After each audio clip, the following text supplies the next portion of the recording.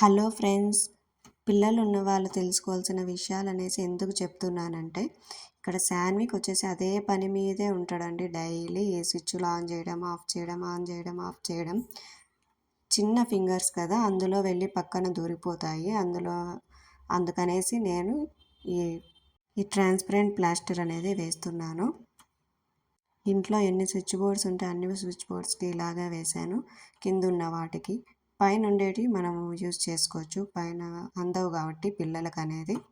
పిల్లలు ఉన్న ప్రతి ఒక్కరూ ఈ సిచ్యువేషన్ అనేది ఫేస్ చేస్తూ ఉంటారు. అందుకనేసి ఈ టిప్ అనేది మీకోసం షేర్ చేయాలనిపించి షేర్ చేస్తున్నాను.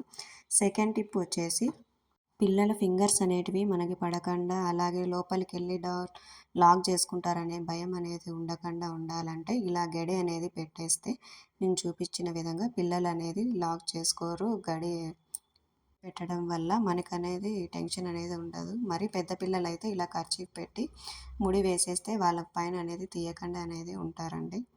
ఇలాంటి మరిన్ని వీడియోల కోసం సబ్స్క్రైబ్ చేయండి.